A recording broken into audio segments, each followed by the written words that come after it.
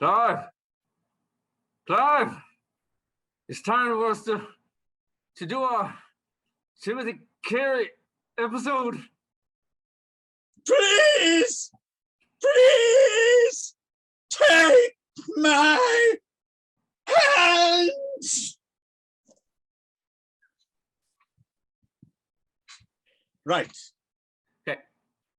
So we're talking Tim Carey again. Tim Carey here on the film Crack. Now, this is not the first time the great Timothy Goglia, that's how you say his middle name, Carey, has come up. We talked about him when we talked about Poor White Trash Part 1 or Bayou. And I'm just going to out myself here. I cannot be in any way, critical, or there's no critical distance here. There's no, I love Timothy Carey, and I love him in anything. And it doesn't matter how bad the movie is, I will always wait with great excitement to see Timothy walk onto frame like both of his hips have been replaced, wearing a silver lame jacket, spouting absolute fucking gibberish, and just being... when you can actually make out what he's saying, right? I mean... Yes, sometimes that's very... Even if very... If we were to do this podcast or this video in the style of Timothy Carey, you would catch every fifth word or something, right? Yeah, he's a bit like the sunshine, like it's great, it's warming, but you don't want to stare directly into it for too long, because like he's somebody who very few directors have ever been able to harness that energy in a way that it seamlessly works with the rest of the movie, or where it's not like... So I mean, to me, I think the first thing I ever saw him in was probably Stanley Kubrick's The Killing, right?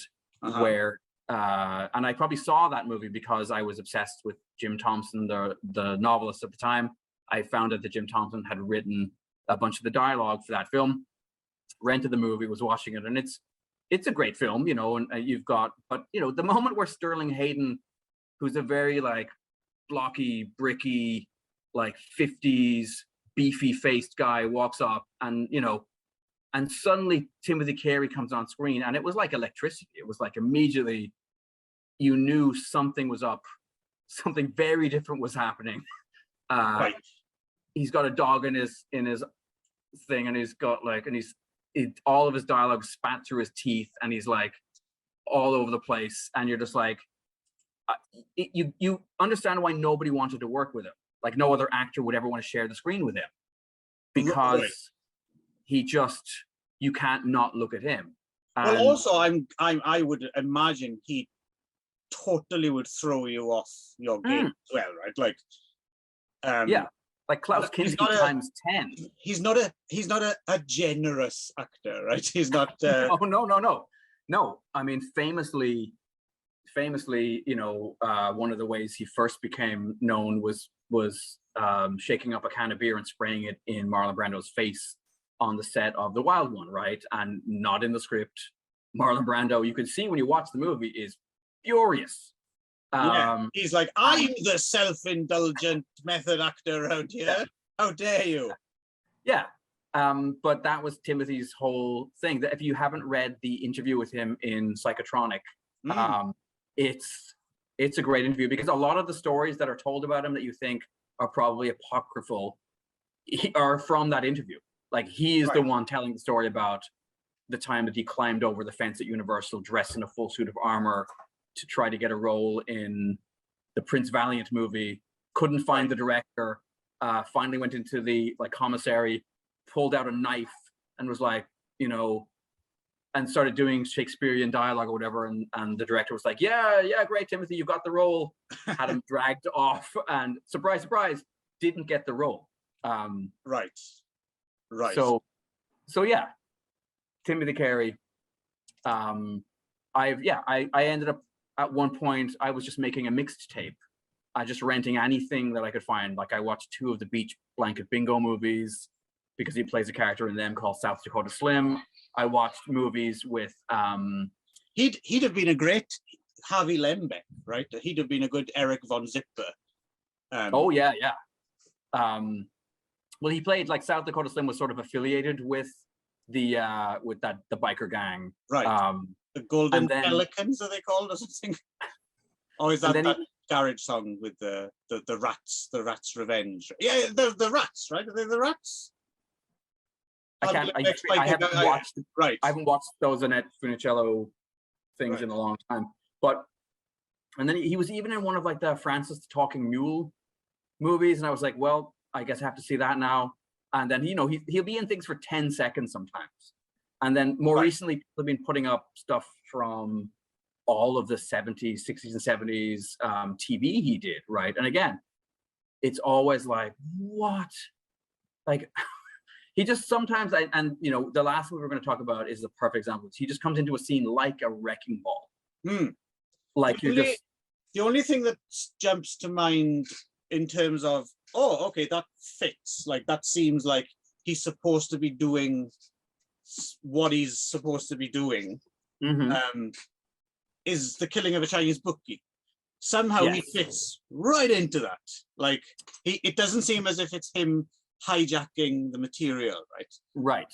So something, I guess, to do with the Cassavetes' working method and him just kind of gel perfectly, right? Yes, I think so. Yeah. But it doesn't even matter, as I said. Like, it's just he's such a pleasure to watch, and what he's doing is so alien to whatever else is going on screen. Like, so this is I was reading an interview. It was a transcript of an interview from the Mark Maron podcast with Crispin Glover, and Maron asked Crispin Glover about, like, do you know who Timothy Carey is? And Crispin Glover was like, well, yeah, I went to his house. Right. And so I guess in '89 or so, he was at Timothy Carey's house, and he saw a print of World's Greatest Sinner there. And he said, as a younger actor, like in the late '70s, early '80s, when he was watching movies, and he said he always had a feeling like he had a finger on the pulse of what actors were doing. So he would watch a James Dean movie and be like, yeah, I see his method. I know what he's doing to get there emotionally or whatever. He would watch Marlon Brando and he'd be like, yeah, okay, I can see. And then he said, while watching movies with Brando and James Dean, he starts seeing Timothy Carey and he's like, what's that guy doing to, and was really honestly fascinated and excited. He said the only other person he had that experience with was Andy Kaufman. He said, that's the only other person I saw in things. And I was just like, no, I don't know. Is this real? Is this fake? Is this like what is he doing? And then apparently during the making of, because Timothy Carey is as famous for the roles he didn't get as the ones he did, right? Like Francis Ford Coppola was desperate to have him in Godfather 1 and Godfather 2. Can you imagine The Godfather with Timothy Carey? I mean, Jesus. Mamma mia! Like, just, well, you can kind of see a little bit of that in Chesty Anderson. Yeah, well, but, I mean, he would have been even more mumblesome than Marlon Brando, right? It would be a total mumble fest, right? It would but I think, so apparently, there was that. There was several other things, and he turned those down, which is great, to make Tweets Ladies of Pasadena, which is like this. Have you ever seen any footage from that? No, I keep holding out that the thing might actually come out one day. Show up, yeah. But the few minutes I've seen from it look like John Waters meets I don't even know what, like something so, but like an innocent John Waters, if that could be a thing, like just very strange and very, anyway. Also, but a keen farter. Oh yeah. Well, as we'll talk about, because his last line in one of these movies is one of his from a play he wrote.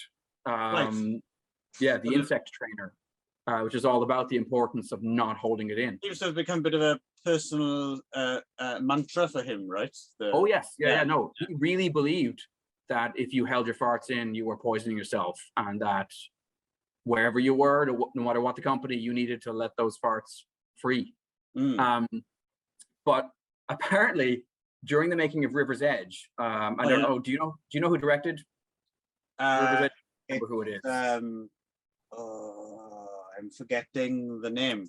Okay, doesn't matter anyway. So they had gotten money from Hemdale to make the movie, and the original person they had wanted to cast for the character that ended up being Dennis Hopper, right, was somebody else, and I'm trying to remember who it was.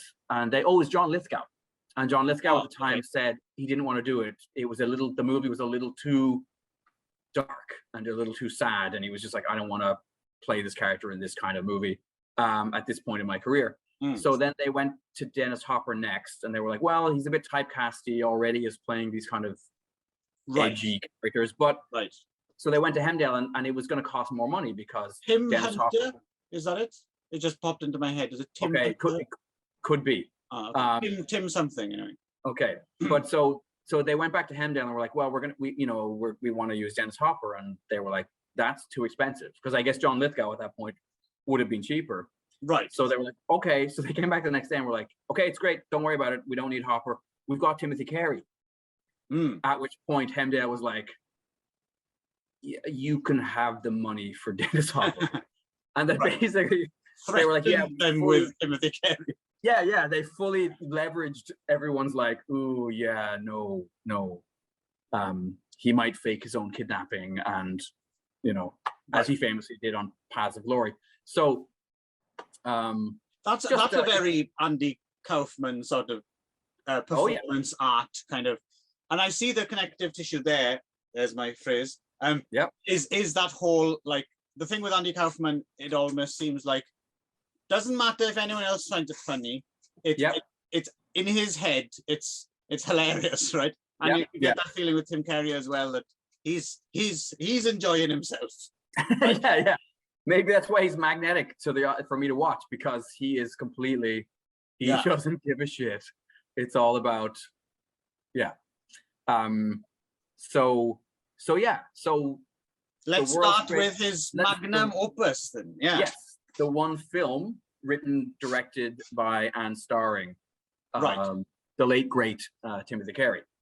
So hang on, before we even start, is this film potentially actually called Rock God or The World's Greatest Sinner? Or hard to know, because both titles come up at the beginning. One in white on red.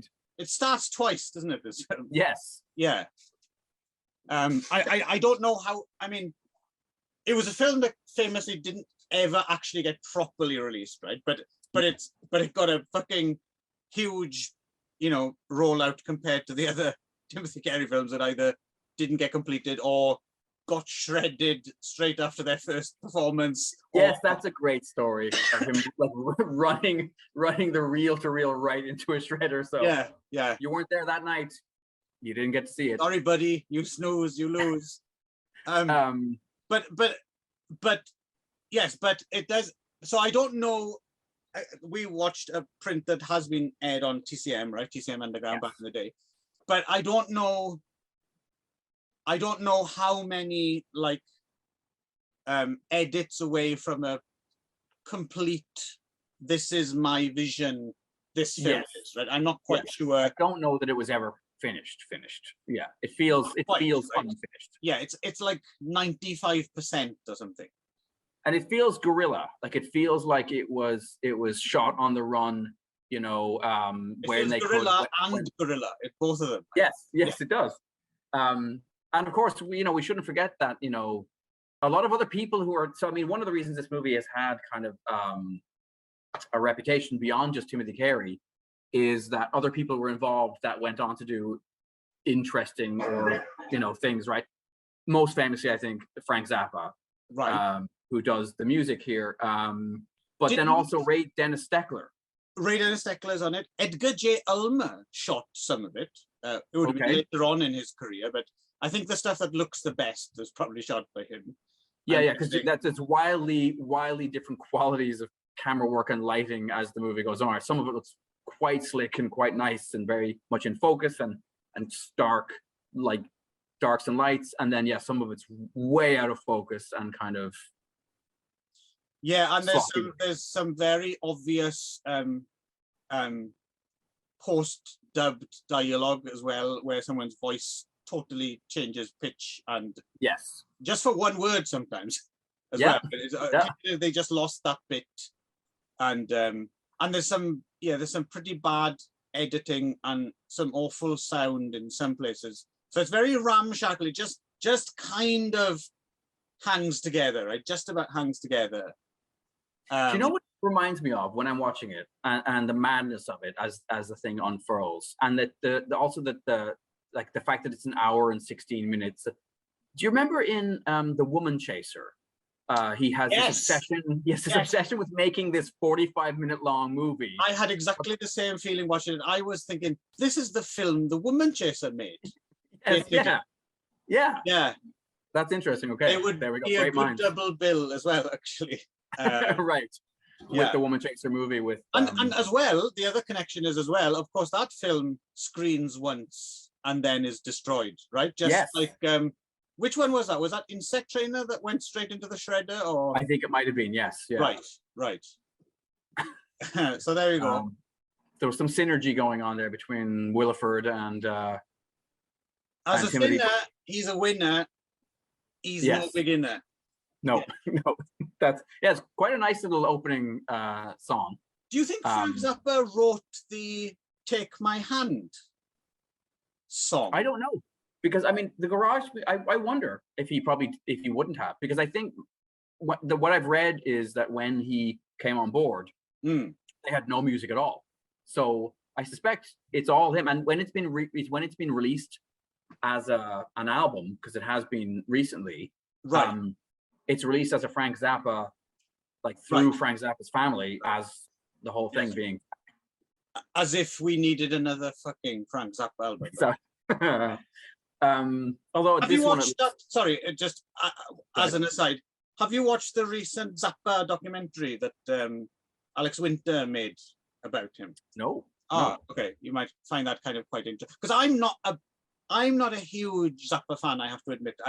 I like the idea of Zappa more than I do. I like some select records. Yes. There's a lot of guitar noodling on some of those albums that just goes on and on and on. I've always been more, I'm in the Captain Beefheart camp than the Frank Zappa camp. And I do like the collaborations, the Willie the Pimp, that song that Don Van Vliet sings on one of the Frank Zappa albums, and so Bongo Fury, I think, is that the album. Oh yes, yeah. But when Beefheart's not involved, it's usually a little bit too wanky, isn't it?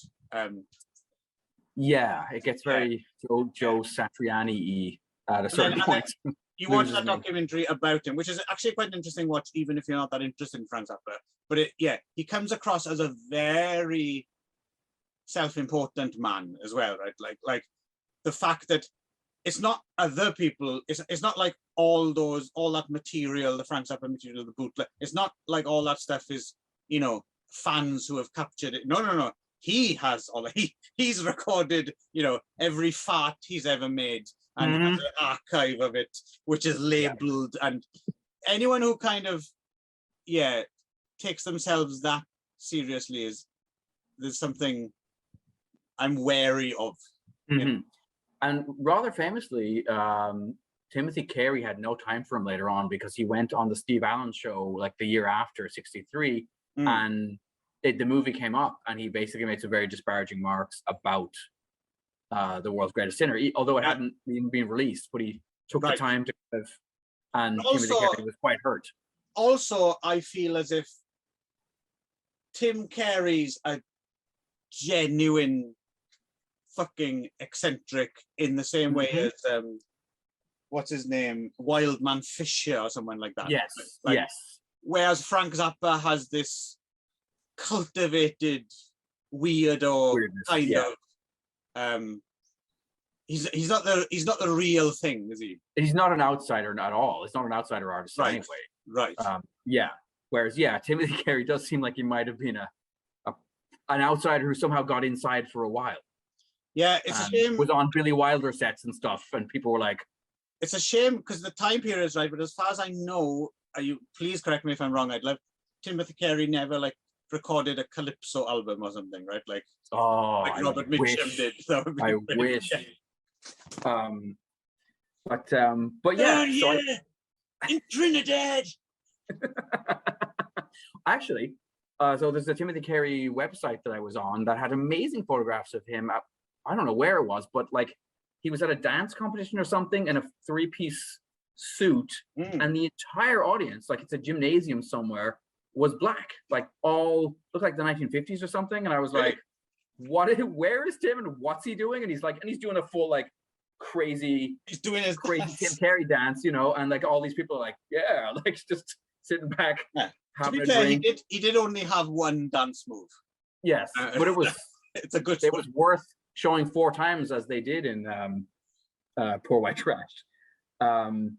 And so the voice of the narrator too. So this movie begins with narration, and I was like, that is a really familiar voice. So the voice of the narrator, if you look him up, he was in Top Cat, he was in the Flintstones. He was like was hugely well, like he was just cast in tons and tons of things for a long time. So he was probably in some ways the most famous name involved in terms of actual number of screen credits. Right, and correct me if, again, this is something that's not because of the slightly shoddy nature of things. That is Satan, I'm guessing. Yes, it seems to be. It seems to be Satan, who is our narrator. Yeah, for sure. That's a great. I love that bit as well. So I'll get you to the plot in a minute. Kind of, you know, what there is. Yeah, but there's what I like about it as messy. There's some really. It's got. I mean, this film doesn't. For me, it doesn't work all the way through. But I'm so pleased it exists. And there's like the early scenes of Tim Carey enjoying with his family on a horse. yes. While the gardener just like enjoying pushing a lawnmower around in the rain. But then also there's just like and I was there, and the camera just pans across, and there's a snake on the garden, and the camera goes away again, and it takes you a little while to figure out what the connection is, right? Yeah. Like, oh, this was a snake, and then it just, and then you watching it again, maybe even you're like, okay, right, got it. Yeah, and this is their Garden of Eden before he gets tempted to become God himself. You do wonder why they're not freaking out that there's a big snake on their garden, right? While they're I saw a snake yesterday, by the way, in the graveyard. In the graveyard? That's a great place to see a snake. Smaller than this one. Okay. Yeah.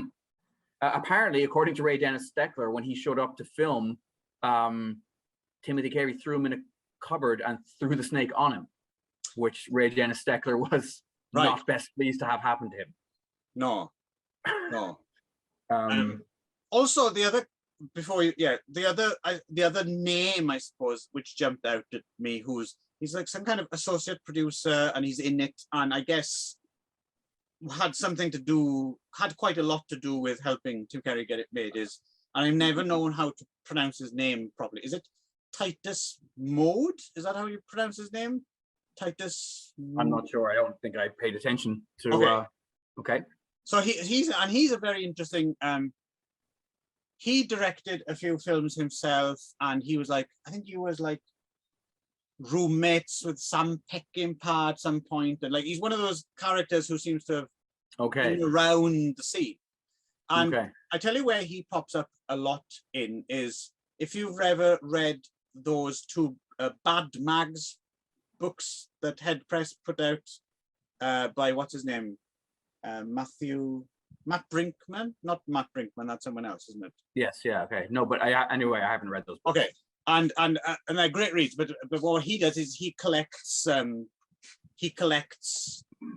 old periodicals, right, and then kind of puts by category like the best of fascinating things he's found. Like there'll be one whole chapter on like the Manson family in 60s and 70s periodicals, or bikers or stuff like that. And Titus Mode turns up in an enormous amount of these magazines in like, you know, like staged photo, like if they were doing an article on like a biker gang or something, they'd hire a few down on their luck actors. They'd go out to, you know, Bronson Canyon with some chains and denim, and they do some photo shoots, and he's in loads of those. Like Titus Mode seems to have been like everywhere if you were reading salacious magazines in the 1970s. That's a cool job. That's a cool thing to stumble into. I'd like to do that, but I don't think the market. Well, I suppose I do kind of do that a little bit in a slightly more family-friendly way. Anyway, so he's another kind of interesting peripheral figure who, in the same way as Tim Carey is a peripheral figure, and this is his, you know, his chance to shine. There's also a few others, you know, around the edges of his world as well, which are, you know, gravitate towards the sun, being pulled towards the sun. So we should say, so his character's name at the beginning of the movie is Clarence Hilliard, and he works as an insurance man of some sort. And immediately it begins the movie by giving everybody in the office the day off and telling a lady who phones up that she doesn't need insurance. Right. Then, because when you die, your body starts to stink. So you don't need to worry about, somebody will do something with it. They want it out in the street. So why are you buying death insurance or whatever, funeral insurance? Good point.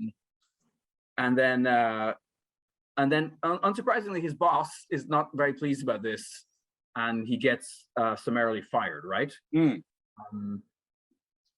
I mean, I suppose, like you said, we can just do the main beats and then talk about what we're interested in. But essentially he decides he wants more in life, and first he decides he might write a book, and or go into politics. Which he does, but via the rock star route. The rockabilly thing first, So basically, for a period of time, he basically turns into Jack White of the White Stripes. Like 50 years before. But then immediately drops that because he thinks he has he's told to seriously. He has a handler who suddenly comes out of the woodwork. And he decides to set up. Well, it's a cult, really, isn't it? And man is the only god, and he challenges that there's anything greater than man. Man is his own god. Right? We can all be our own gods, and we should all live forever. He's really down on the idea that we have to die. There's also an interesting. I mean, what I find fascinating about this film, in a way, is I like how it goes out of its way to, like, because you can tell this kind of story without having the Clarence Hilliard character be quite so like you feel as if there's a lot of genuine Tim Carey in there, right? Like the whole there's nothing higher than man thing, and you don't need to. But the fact that it's still basically a rise and fall, and it's still a story, an Icarus-like story, right? But it's interesting that he's clearly challenging him. You know, he's not telling a story about another character and the hubris of that character. He's kind of attacking his own hubris, right? Because it's told through this weird Tim Carey lens. You never quite, that's never quite crystallized, right? But so what's interesting to me, to that point, the reason I bring it up is because something I liked early on when they're having discussions about how we're going to create this political party. We're not doing what all those other people do. We're not going to choose someone else to be against. So we're not going to choose a minority that whole thing fascinating, because that element is really, like, that's quite honorable and fuck, that's cool. That's a good idea, man. But the fact that, so that's what I mean, is there's clearly real idealism in here, which is kind of fascinating, that it doesn't go the hagiographic route, that it's still a film a story about hubris and like. Yes, yeah, and in a way, he is kind of almost part televangelist before that was a thing, right? In that way, like he definitely indulges himself in various ways, you know, with a 14-year-old girl as well at one point. And then also makes out with like the septuagenarian lady who you know is bankrolling him, and he's all over the place. And then he gets pretty shirty with his own family, like there's even a dab of a little allusion to necrophilia there somewhere as well, just a little bit, I felt. Okay, I don't remember, but probably. Why not? Because it's Carey, Also, watching this, because I hadn't seen this for a while, like 10 years or something since I last saw it. So it would have never occurred to me before, not being a resident of New York at least. But boy, is there some Donald Trump in this character. Totally. When he just starts just making shit up. Yep. He just starts saying things like you said, the live forever thing. I thought that's almost something Donald Trump would say, like, under me, we're all gonna live forever. Actually, you're never gonna die, and just go with it, right? Like, doesn't matter if they don't. Just there's something that cult leader cult of personality thing. Now I love that his followers, and it took me a while to realize. I was like, why do they all have F armbands? Like, why do they have? And then it quite later in the movie, somebody explains that it's for followers. It just stands for followers.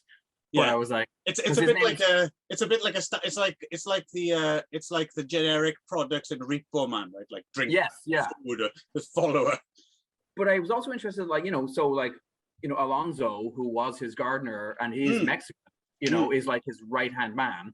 And then we also have another character who points out, like, who's probably Puerto Rican, and he's, like, so what that's in that discussion over, why we don't want to pick anybody to hate, because, like, well, who, like, we're a motley crew of folks to begin with, right? Right. Who are in this. Someone specifically says as well, we're not going to pick on the Jews. Yes. Yeah. And he's also, when he first begins his and maybe that's where those photographs are from. Maybe they were from like a practice run. But when he first begins his rockabilly act, he is playing for fairly mixed or even sometimes predominantly Black audiences in some of those scenes. Right. Those scenes are just, those are the first thing I ever saw of this film. Before I saw the film, there were clips of it on Psychotronic magazine put out this tape called Mondo Psychotronic, which was just like a 2-hour tape, and it was either clips from like Michael J. Weldon being interviewed on cable or public access TV or stuff like that, or things related important to the Psychotronic. So there was like Guladi and the Nairobi Trio and stuff like that. But there was also that clip the first time he comes out and sings "Take My Hand," and I remember just being fucking mesmerized. Like, what is this? Like, this is this is so cool.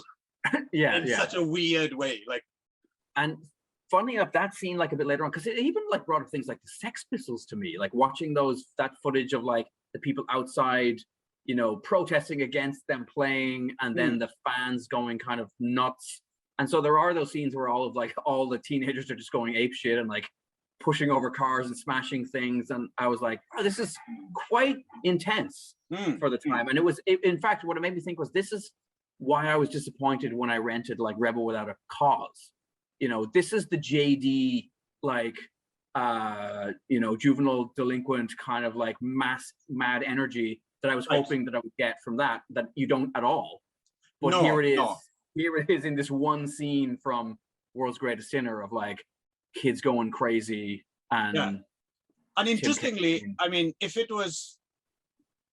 did take over half a decade to get made, then when they started making it would have been kind of around the same time, right? 56 or something, which it seems, this doesn't seem like a film, or rather it seems like all the films you actually see from the 50s about the 50s, because they were made by major studios. By the time it filters through, it's not real hardcore, you know, end up in juvie hall kind of proper raw rockabilly energy, right? But this is like him on stage. And it's not only that, it's that, and it's one step further, because it's already parodying it to a certain extent. Like, so it's way ahead of its time, this film. Right? In that way, it's like, I mean, clearly Timothy Carey had his fingers on the button. It's just a shame that it's a kind of weird shaky finger that doesn't quite press the button properly. Clearly he got in his own way a lot of the time, right? And that's part of the fascination, obviously. I understand that, but also at the same time, it is a bit of a shame. He's like, it's a shame he didn't have it slightly more together. Like if this film feels like that properly, that's, you know, he could always snatch defeat from the jaws of victory. Right. Yeah. Could port him, you know. But what we're left with is still really interesting. Yes, and like you said, you know, at least we do have something left over from this particular project. Like, we got most of a movie. If you could see Insect Trainer and Tweets, even if they were garbage, they've got to be fascinating garbage. Well, what little I've seen of the one, sure. You know, and then I do like the fact that, because quite early in the movie he retires the name Clarence and takes on the name God. And yes, so God, then we'll do that, God. You get some great dialogue as a result, including I think my favorite piece in the whole movie is when you know, I think I've written it down actually. Don't worry, God, we'll win by a landslide. That's when he's running for you must understand, God, you've got to convince the people you're not an atheist. There's that whole part where well, that's the other thing as well. I think because like we said, he's in his own head in that Andy Kaufman way. That you feel sometimes as if so much stuff, not just in this film but in general as well, like so much of this mumbly gibberish that he's talking about, you're thinking, if you could actually hear what he's saying, or if it was delivered in a way, like, he's probably saying some really fascinating, profound shit, right? Coming out like I don't even, it's like someone speaking hieroglyphics sometimes, is what I can imagine it like. It's like someone just saying, and like, this comes out, and you're like, what? So that's the thing, like, you speak about a line, like, I'm sure there's loads of, and with the amateur casts and everything, I'm sure there's loads of great dialogue and stuff in the back, people are saying in the background that you can't hear or wasn't recorded. There's probably a lot of really like quotable, awesome dialogue in here somewhere. Right. No, it's I mean, you know, it's funny, when I wrote down here, like, it was during that, when he first goes up and starts doing the music, like the dances like that, it's like Iggy Pop meets Nicolas Cage meets Jerry Lee Lewis. It was like elements of all, like, just that same mad energy and frightening, like, intensity, and but he's too scary, right? He's too scary to be sexy like Elvis or something, right? Like, yes. So what else do you want to say about World's Greatest Sinner then, Nick? Well, I mean, I don't know, again, it has an interesting twist in the end. I don't know if we want to give that away, but he finally does directly challenge God. And then that doesn't go where I thought, and I forgot where it goes. Although I've seen it more than once. Yeah, I still don't. It gets a bit murky in the final act, right? It gets very metaphysical all of a sudden. Like, more, it's been sort of grounded, except that we have had Satan as a talking snake, and we have had these biblical references. But there's an extended scene where he breaks into a church and opens up the tabernacle and steals a Eucharist, and then goes back to his room and abuses it. I'm not sure if the ending, I think that's probably the bit that suffers the most from whatever happened in terms of them not quite getting the shots they needed properly. Yeah. Yeah. Because I feel as if it might have been, if it was made over a period of years as well and piecemeal, it also has the slight feel, even though it's a mess, it kind of has that feeling of being of a piece. And if I had to wager, I'm guessing it was more or less shot in sequence. Like, right. It has that feel about it. So even when it veers off in it's still, you know, there's none of this kind of like characters coming back 10 years later with a wig on or not matching or stuff like that, right? No. And I would say too, in terms of like what you mentioned as well, the footage that seems the most finished is some of the earlier footage in the film where you've got really quite beautiful cinematography and things like that. And then the later scenes all get more mushy looking and the lighting's less good and the cinematography is... Tim Carey pissed off Edgar J. Elmer, I'm assuming. And Edgar J. Elmer was like, what? I don't need to put up with this. Yes, yeah, because who knows? Yeah, Timothy Carey is probably farting too much in closed spaces around him. Edgar, hold my finger, dude. In Superhuman Being We Trust. There's just I don't know. I mean, the thing is, I could talk about this film all day. Yeah, but I think we should move on. And I will say, so one thing you may already know this, but Timothy Carey was in a movie called Change of Habit with Elvis at some point in the later 60s, I think. And is that the Nun film? Yes, the Nun one. Yeah, right. And at some point in the movie, filming the movie, Elvis came to Timothy Carey and was like, you're the world's greatest sinner guy, right? Oh. Wow. And Timothy Carey was like, yeah, I am. And he's like, can you get me a copy of the movie? And apparently at that point there were only 4 prints of it like that were extant. And so apparently early 60s or something, or sorry? Is that early 60s? Change of Habit? Is that Change of Heart? I can look it up right now. I thought it was more like mid to late, but okay. But yeah, so apparently he had wanted to give it to Elvis because I mean it seems 69. All right, that late. Okay. Yeah. So by that point, there weren't very many prints of it available. He's just said no, I can't part with the print because I didn't even know if he would get it back. Right. But it's interesting that Elvis had heard about it. That's what's interesting. Like, and what had Elvis heard? Like, right. And from who? Yeah, I mean, because 69 Elvis, like, is that the comeback special? Of the end?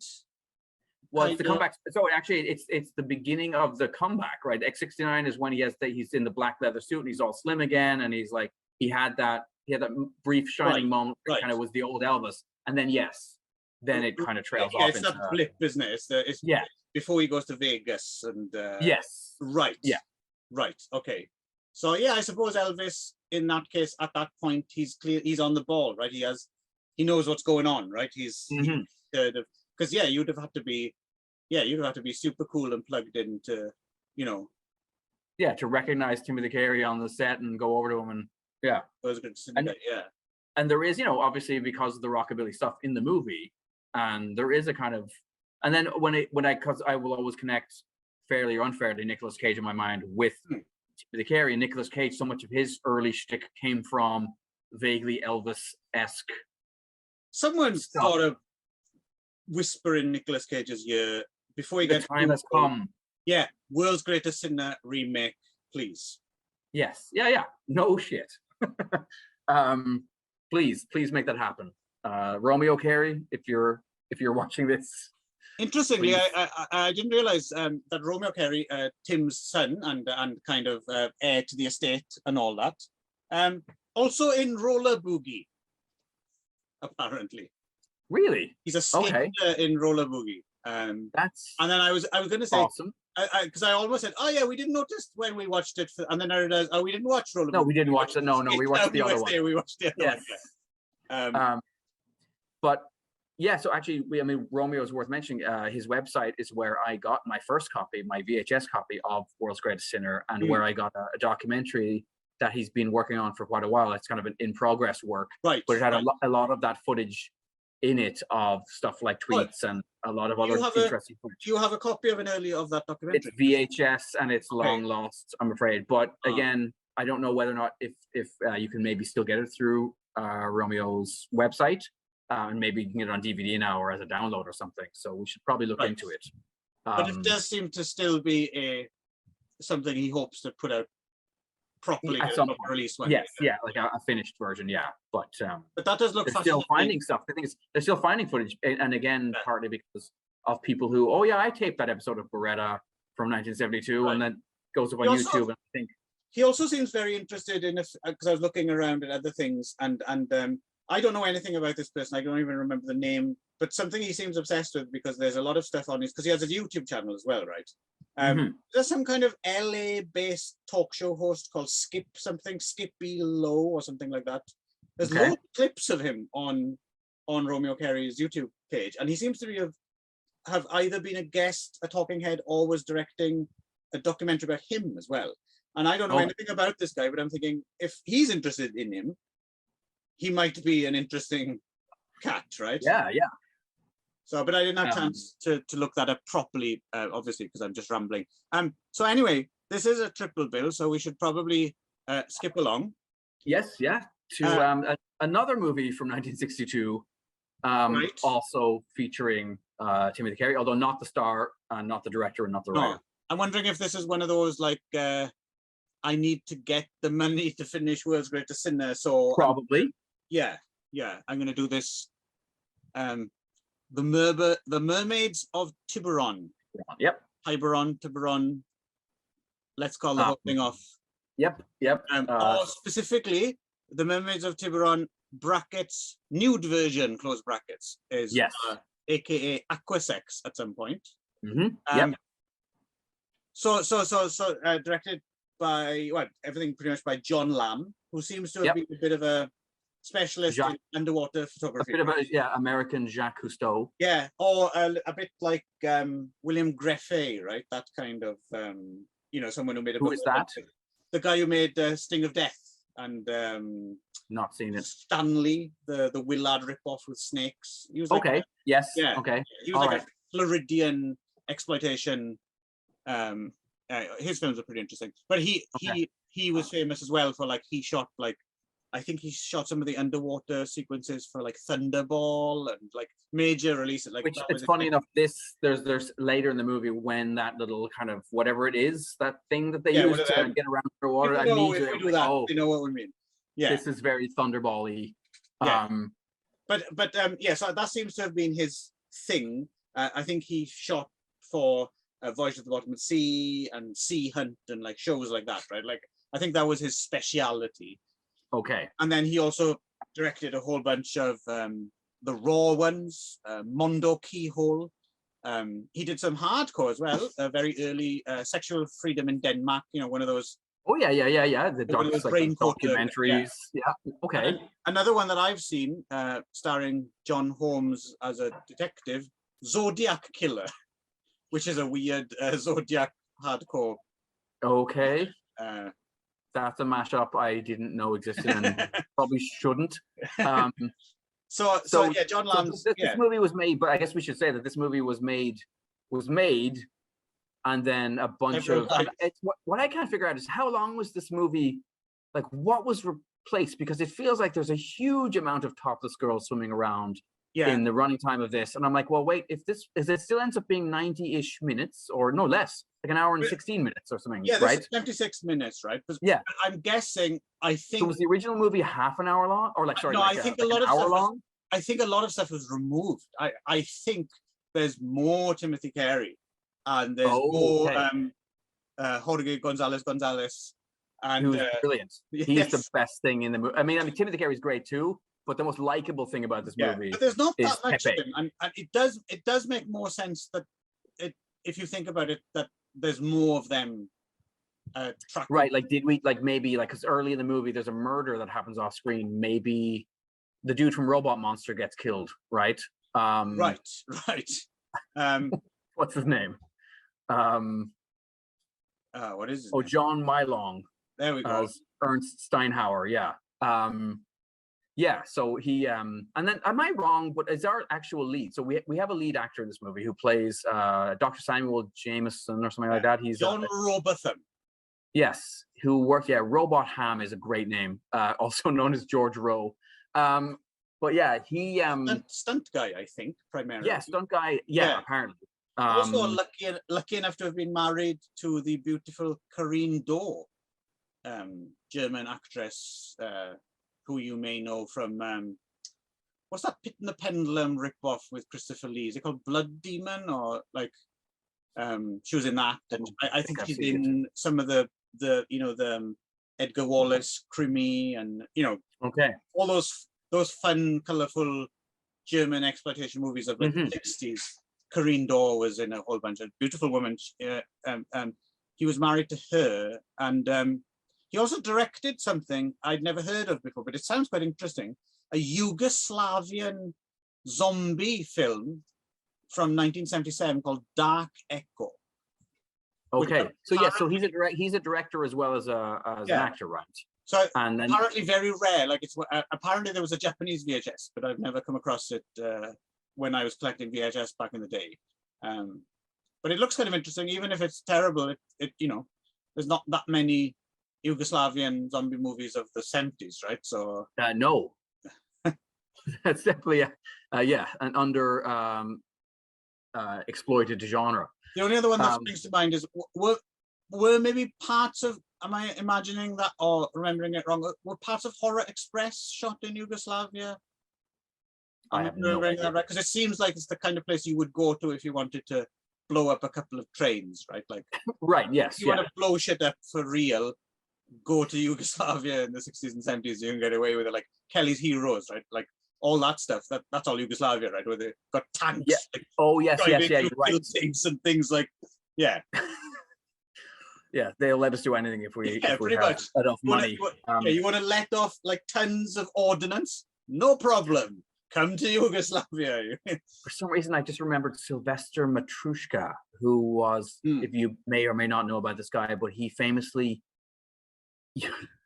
used to derail trains and masturbate. I think he was. Oh, yes. Yeah. At the wrecks. Very. Anyway, weird. And then again, like this is the kind of stuff going on.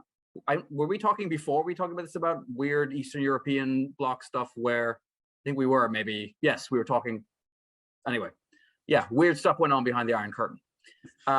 So anyway, I brought up our doctor here because he doesn't seem to have any dialogue except for the first scene, and after that, the rest of the movie is entirely narrated by somebody who doesn't sound like the same person to me. Somebody who sounds like a much more narratory kind of voice. In fact, to the point where I was like, did he take a handful of Xanax, whoever did narrate this? Because it's so slow and he's also comforting. Whoever it is, he's also no marine biologist, right? Because he's supposed to be some kind of expert, this guy, right?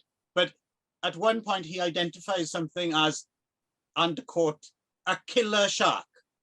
I'm pretty sure that's not like that's not how he also claims that sea otters are nearly extinct or are extinct, and I was like, I was wondering about that. No, they're not. Not right. They were all over Victoria when I lived there. You couldn't go out onto the piers without being swamped by sea rats. Also, I mean, I don't know how much of this film, I didn't have a chance to look it up, to be honest. I'm wondering if you might know. So the location as well, right? This place in the Gulf of California off the coast of Mexico, right? Tiburon. Yes, it looked a bit like where my parents lived, actually. Yeah, and Tiber, is it something to do with sharks? Is that? Oh, so there is. I mean, the place where my parents live is famous for hammerhead sharks coming and breeding. But isn't it the Tiber?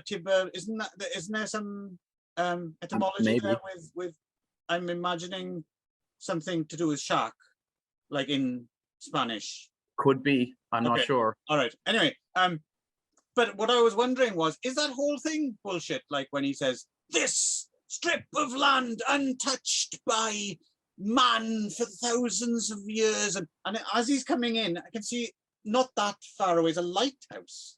I'm fairly sure that's all malarkey. Yeah. Right. Okay. I didn't have a chance to look it up, but yeah. I think that's just him doing his best Jacques Cousteau without the French accent stuff. Right. Because it does end up seeming for a while like it is, until we get the nudie girls, it does feel like it is just that we wandered accidentally into a documentary about fish. Yeah. So basically this guy's, I can't even remember what the fuck he's doing out there. He's looking, pearls. He's looking for pearls. the... Yeah. So we do begin with him, and he works for Marine Land or something like that, which is a real place where they train dolphins and stuff. There's a doctor, right? There's a doctor who's collaborating with him. Yeah, the robot monster guy shows up to tell him, look at these fire pearls, and they kind of glow and throb with the luminescence, and come on down to Mexico and we can harvest these giant fire pearls and you'll be rich and I'll be rich. And so he goes down to Mexico, immediately finds that the doctor has apparently been murdered. We know this because his glasses are broken. Exactly. It's a surefire sign. Murder. You don't even have to check the breath or anything. No. Yeah. Didn't have to go to his hotel room to see if he was still up there. I just dropped his glasses. Right. So he then takes off and starts swimming around and making a bunch of malarkey up about animals he sees, and then then the octopus. There hasn't been an octopus in the world since 1532. Famous 5-legged monster of the deep. So he then sees a mermaid quite early on, right? Yeah. So this is the main mermaid. This is Diane Webber, right? Who again in the original black and white longer version, I think there's more of. I assume more. Yes. Yeah. Did you think she ever had any dialogue, or was it entirely just silent on her part? I can't remember. But she's got a proper fiberglass tail thing. Like she's the only one of the only ones who does. Yeah, apparently it was reused multiple times after that. Right. In episodes of various TV shows that needed mermaid tails. And she apparently herself played a mermaid a few years later on Voyage to the Bottom of the Sea, actually. Yeah. And so that's good. He finds a hot mermaid, but then there's topless ones, which is even better. I thought, hello, is he shot in slightly different and higher resolution? Like clearly these are inserts shot a few years later, maybe. Yeah. And there's a lot more of those, considering that Diane Webber is supposed to be kind of like the co-star. There's a lot more of the topless women, right? Way more. Yeah. Way more. Which may be why he has, because you used to talk about how nudie flicks had a sort of, soporific effect, like they washed over you, and like taking handfuls of antidepressants. And maybe that's why our narrator is so relaxed sounding, because to that point, I will say this isn't quite up there with this classic of the genre, but this did slightly put me in mind of Nude on the Moon. Like it was this is so relaxing. I sat there, I had a beer, and I was enjoying watching the topless women at sea and listening to this narration talking bullshit, and I just this is very relaxing. It's nice. In fact, it was almost less interesting for me when, as much as I love Tim Carey, when he turns up and starts throwing dynamite around and stuff, and it's like he jars the film. Like, he's messing with the wah of this movie. He's fucking up the paintwork, right? He plays Senor Sangster, who is a sinister guy there to obviously get the fire pearls as well. And he has a sidekick, he's just hired this guy, Pepe, to take him out in his boat. Pepe is fantastic. Everything he does lights up the screen. His guitar playing, his talking to his little bird, like he's just awesome. And he's by far the most likable character, more likable than our nominal hero, who does nothing but make up stuff about animals and peep on topless girls. And then Timothy Carey, who turns out to be a real piece of shit as the movie goes on. When he starts yelling racist slurs, apologetic. I think my favorite part is when Gonzalez is drowning. And he throws his guitar at him and goes, "Why did you sing a song about it?" And then he immediately gets eaten by a shark. But I was thinking another analogy would be, imagine going somewhere and with extremely beautiful, soothing music and being given an extremely relaxing massage by the most beautiful woman you've ever seen in your life, and you're just kind of, oh, you're there, bliss.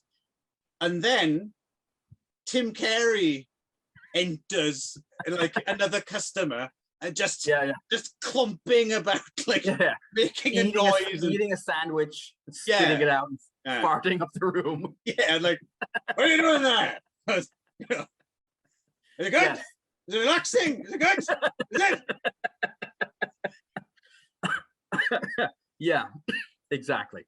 So yeah, that was your experience of Timothy in this movie. Yeah, he's a fly in the ointment. Yes, which is great. It's perfect. I mean, but I'd be very curious to see the original non-nudie cut of this. And as well, it seems to have had several nudie cuts, right? It seems to have, John Lamb seems to have been working on this. It got re-released even in the 80s, which what the fuck, what people would have made of this in the 80s?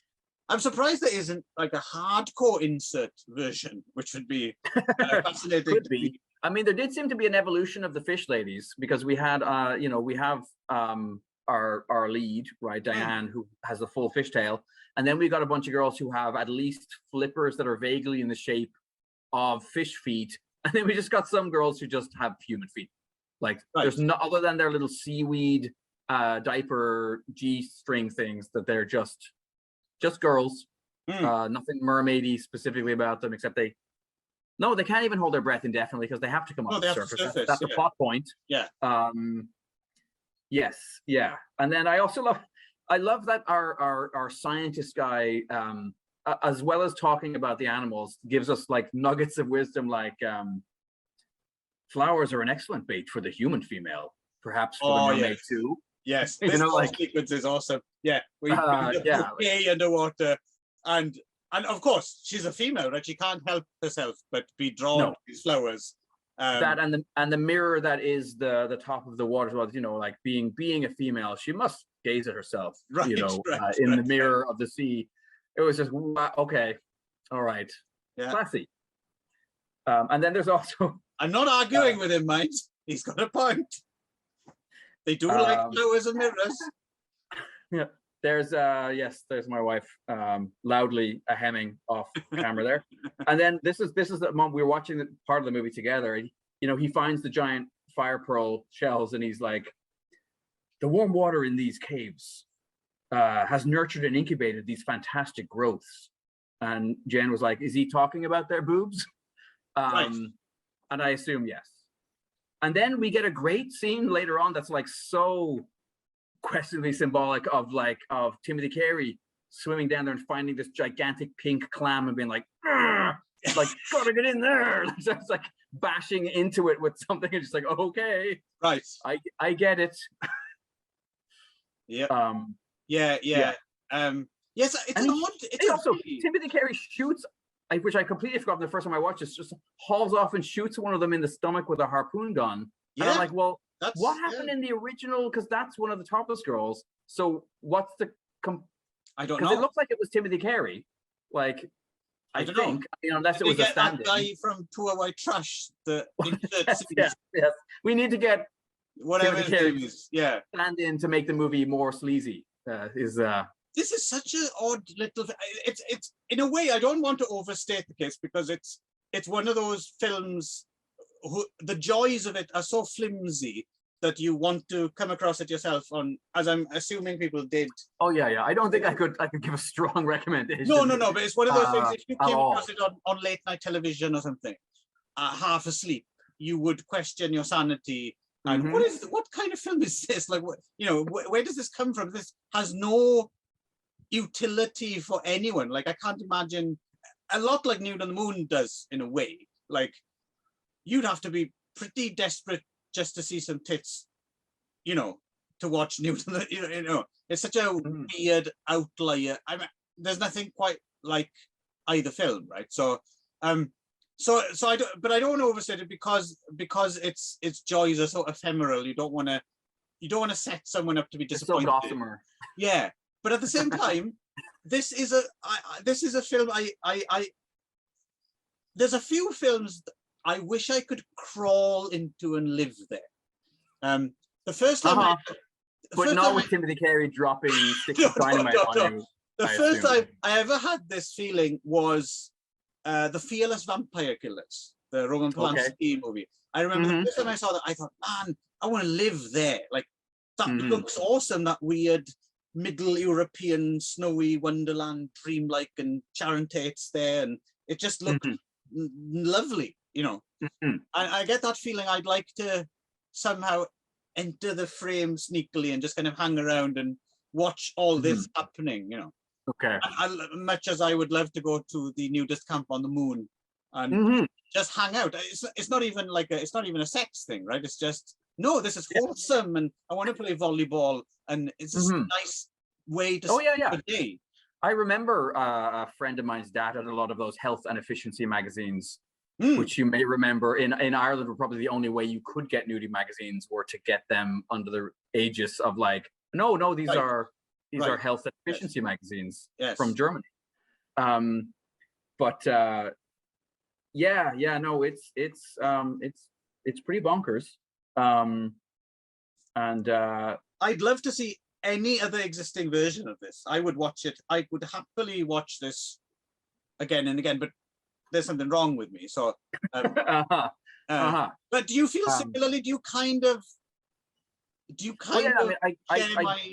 I get what you mean in terms of that kind of like, it's just it washes over you until Timothy Carey comes in and pokes you in the eye now and again to kind of, well, you know, but you need that little grist, you need that little little salt. That's how pearls are made. There you go, exactly. I think that's it. That's where we should end with that, and move straight along to Chesty Anderson, USN. Yeah. This is truly a movie. This is from the what year is this? It's the 70s, obviously. 76. The same year. Actually, I'm wondering if there might be because he does kind of play an Italian mobster here. Same year, Killing of a Chinese Bookie came out. Okay. Original version, right? So right. Yeah, Tim's in Italian mobster, which he always is kind of anyway. Right? Some degree, yes. Yeah. And he is. I mean, my understanding is that he's like Irish, because the Carey part's Irish, right? I think he is Irish Italian, which, as we know, that's always a heady mix. Irish Italian Martian. Yeah. And so this is a weird movie. This is not a good movie by any stretch of the imagination. This might be one of the worst movies that Timothy Carey is in, but he's not in this movie. He's not in this movie at all. He's in his own movie, which is adjacent to this movie, and is brilliant. But whenever they cut away from him, my attention starts to wander a bit. And it, like you just said about Mermaids, this is even more so. It's like, this is a movie starring the lead actor from Super Vixens, but now she's not. Yeah, now she's not going to do any nude scenes. It's also got Ilsa in it, playing the nurse. It's also got it's got multiple, like Ushi Dai, whatever you say her name. I was surprised that Ushi Daigad. Yeah, I was glad to see Ushi Daigad. Dion, I was actually, I don't know if it's Dion Thorne. I don't think I've ever. Dion Thorne's a very particular type, and I've never thought of her as. I wouldn't use the word cute to describe Diane Thorne, but she's cute in this film. I haven't seen cute Diane Thorne. Right. Yes. Yeah. Is she doing a southern accent as well, or something vaguely? Don't know what she's up to. I'm used to her being more Teutonic. Right. But yeah. So you've got all of these actors who are well known for kind of doing. What's interesting is that overtly sexy stuff, and this is very sitcom-y. Yes. There's not much in the way of nudity, right? Except for one kind of glaring moment where, like, oh, okay, a bra shot off of somebody, but like basically, it's because it's a shame. Speaking of cute, my particular favorite here is Roseanne Keaton. Okay, and she plays. She's the black girl. Okay, so she plays Coco. Yeah. She's great, and I have a great quote from her about the movie. I wonder if I might have even brought it up here. Co-star Roseanne, how did you say her last name? Keaton, isn't it? Keaton, told Chalk Cinema magazine that the production of this film was chaotic. And then this is a direct quote from her. That's another one where we had new pages every day. 3 directors, and after a while it was like, how do I get out of this? It was one absurd situation after another. I think I stayed on just to watch Timothy Carey around the craft services table. He was certifiable. I mean, he was climbing the walls. They pretty much had to get a net just to pull him over so he could say his lines, and then he'd just wander off again. Yes. I was thinking, actually, when she said 3 directors, I was thinking it would be so easy. No. That guy who keeps coming in and doing whatever he wants, he's not a director. Just ignore him. That's Timothy Carey. But it seems she clearly knew who he was. Yeah. But folks, she's fucking so cute in this film. It has no arguments there at all. Scatman Crothers is in this. Fred Willard is in this. So there's a surprising amount. Fred Willard as a ladies' man as well. That's that. Yeah, it's not comedy. I didn't expect that. It's not comedy. Fred Willard. No, but it makes sense because if you didn't know who Fred Willard was, which I suppose no one much did at this time, and you see him in this film, he does kind of have a bit of a like at least a TV movie. Yeah, suaveness about him, right? Yeah. But I can't see Fred Willard without thinking of the character in Mighty Wind, right there. Or like it's the catchphrase, right? Or Waiting for Guffman is where I immediately go when I think of him. Yeah. So. But it's interesting to see him in this context. So we should also mention as well. So this is very much a episodic drive-in film of its time, right? In fact, the only thing that's exceptional about it in a way is the lack of nudity. There should be more nudity in it, really, for this kind of thing, and maybe some more car chases and violence or something like that, right? Like you said, it's a bit more of a cheapskate, couldn't afford those elements, kind of thing, because the plot is stupid. It's barely there. Although weirdly, I guess the inciting incident or whatever of the plot is very dark. Right. Which is that's the one thing about the movie that really doesn't fit is that basically Chesty Anderson, who's our lead, her sister is clubbed over the head and by Timothy Carey. Of course, it's by Timothy Carey. Yes, and does he have the his first line in the movie is "Your cans are dirty, ladies." That's right. That's okay. That's our business. Yep. And then he as well when he enters frame. They really look surprised. I'm wondering if it was even supposed to be a line, or they didn't know what he was going to say. Oh, what's he going to do now? It felt a lot like that. There's a lot of what feel like really genuine WTF faces from other actors when he's delivering his dialogue and when he's talking to supposed to be his mafia boss guy, right? Yeah, and you can not only tell that the other actor is trying to get his scripted line in Timothy Carey. More than that, he's doing like the cardinal the thing they say about acting, right? Is remember your lines and don't bump into furniture, right? Yeah. There's like that scene. The other actors keep bumping in. Like Timothy Carey's clearly in the way. He's not where he's supposed to be. Yeah. When they blocked the scene and they said, "Tim, stand there," he's like, and didn't pay any of that. I also bet he's not supposed to be getting all those cigars out there. I'm sure as well. I bet he's not supposed to be wandering out of the frame and back in again and taking a drink and then wandering out and hitting the desk. Into the other actor. The other actor's like, oh. It's a masterclass in not giving a fuck about anyone else in the scene with you, right? As I said, that's when he's truly a wrecking ball. Like even when he walks into that scene, he walks in like he's had, as I said, both of his hips replaced. He's like doing this crazy up and down thing when he comes in, and then it feels like he's just saying whatever he wants to say in the moment. But that scene is crazy because they Tim and the other henchman, who's far less memorable, take her to a garbage dump and throw her onto a conveyor belt, and then she really, as Jen was watching that part with me, she's like, why is she just not getting up? Yes, why is she not like a easily avoidable death situation? Because rather than walk down, she just goes anyway, but she gets thrown in a garbage shredder, and it's just tonally a very weird scene given the rest of the movie. Very light and breezy and silly. Because the next minute you it's that ginger head woman who keeps going, I must increase my bust and all that. Yeah. Yes. The only other film Shari Eubank made, actually, other than Super Vixens. Yes. Yeah. Surprisingly, because she does have a certain screen presence, I would say. She's not bad in this, and she, she looks good, obviously. I'm surprised she didn't become more of a I'm surprised she wasn't in one of those like 3 women escape from a prison in the Philippines, or something like that, which I think Roseanne Keaton was in.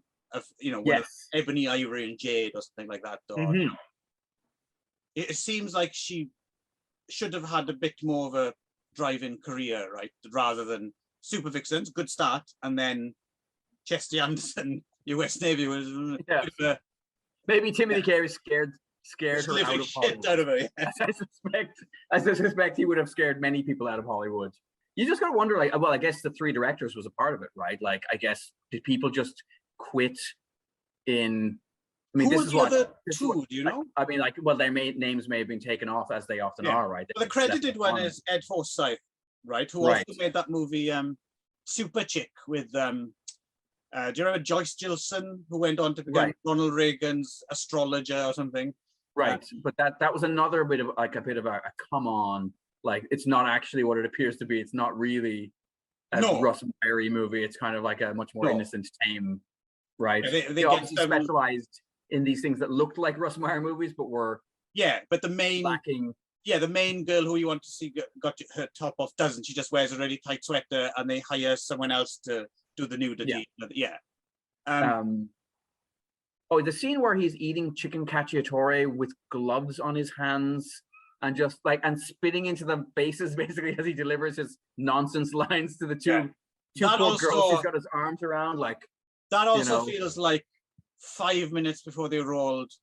Timothy Carey said to the director, like, I got a great idea. Get some food, get some tables in here, right? I promise you, this will be great. Yes.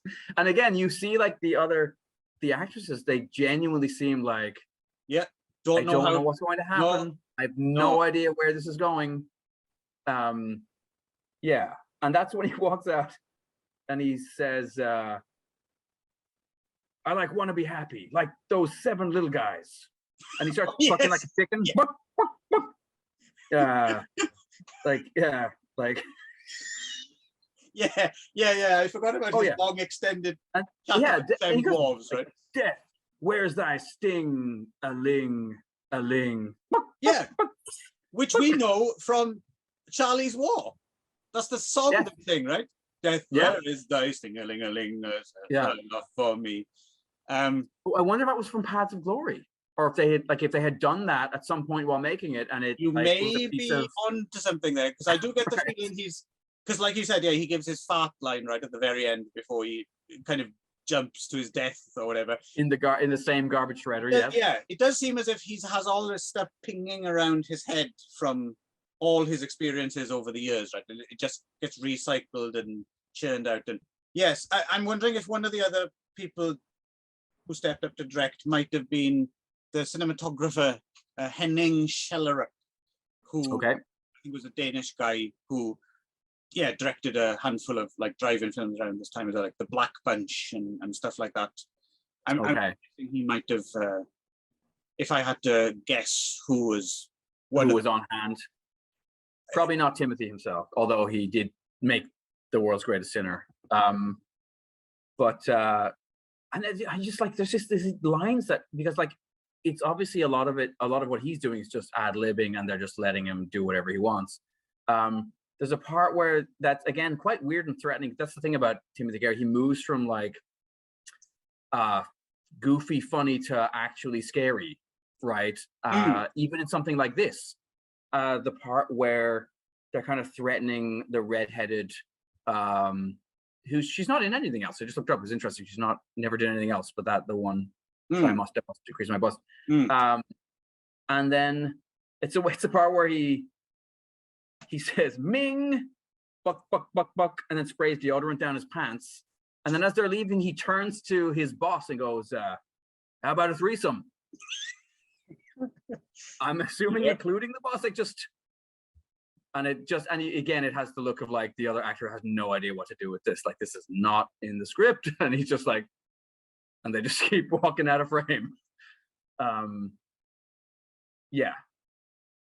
Yeah, no, it's a good one if you do want to see Timothy Carey off the leash in a way that like you seldom see, certainly in a movie that he is not making, that he is not directed. Because and then right before he jumps in the garbage thing, he does two bits. He does one where he sings this thing, or he says this line about crucified trees with crucified birds singing crucified songs.